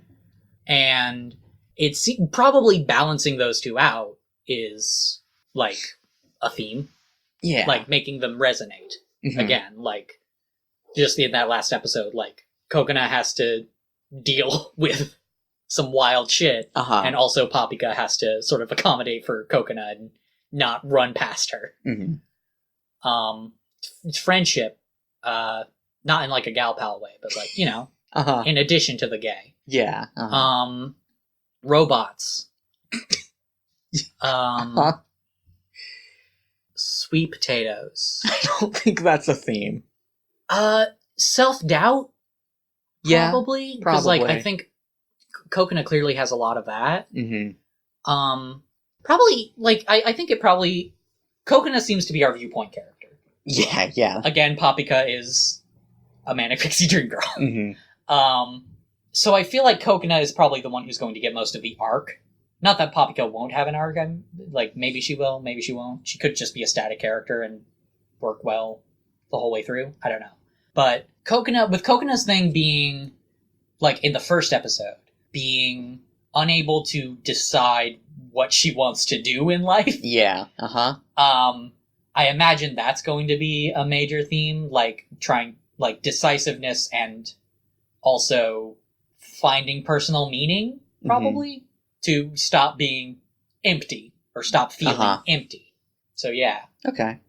I don't know if how on am I? Am I on or off? Am I warm or cold? Pretty close, I'd say. Also, lesbian bondage orgies are sure a thing to have in a show. Yeah, I was taking a drink there, and it, well, you were saying that, and it didn't work out for me so well. No, I don't think it would. Yeah. I don't know, I mean, it happened one time. I feel like we kind of blew past it, and I don't think there is anything more to say about it, but it's So much. Pure illusion is... I feel... Okay. Utna. Yeah? Utna is all allegory all the time. Allegory, allegory, or allegorious. Mm-hmm. I feel like in this show, in Flip Flappers, there is clearly the real world. Yeah. And it's mostly normal. Except for the Kiwis. Except for the Kiwis and the existence of this weird-ass rabbit. And those weird plants. And this strangely shaped school with an outside, with an above forest. Yeah, But Pure Illusion is Metaphor Town. Mm-hmm. Like, that is, like, a lot of the stuff we've encountered so far has been very clearly, like, allegorical for the conflicts that the characters are experiencing. Mm-hmm. Like, the fucking... the psychedelic rabbit sex dimension. The first one, not so much, I guess. But I guess for the adventurous aspect, like, it's just fun. Like, it's just fun and weird and kind of scary, and... I could say some stuff about the first one, but I think it's probably better to save it for later. And then the desert has a lot of shit going on. Including the lesbian bondage sex orgy. I said sex orgy? Yeah, you did. As opposed to a non-sex orgy. Yeah. But yeah, so that's, I think, why that's there. For theme reasons. What theme? What? Gay. Okay, sure. I don't fucking know. Sure, yeah. Fear? Reservations? Maybe. I genuinely don't understand that. I don't understand why that's there. Okay. Maybe we'll figure it out together as we go through the show. Because I pointed out the thing with the darkness. Yeah, my stomach is growling, and I want some fucking sweet potato fries now. So as always, thanks for listening. You can find me at Lorena27 on Twitter. You can find me at Frylord Zarek on Twitter. And you can find the show at late_school. We still haven't picked a song. Insert here. We thank you too for yeah. I had another. I hope you record the words for that and just splice in your voice. I had another thought for the outro phrase, whatever. Okay, we already did the first episode. I know, but we can record at the end of the song. They say, "Together we flip flap." Okay. Do you want to try that? Just do it together? At the same time? Maybe we could alternate? I don't know. Okay. Like, together we flip flap. Oh, okay. So you start. Sure. Together we flip flap.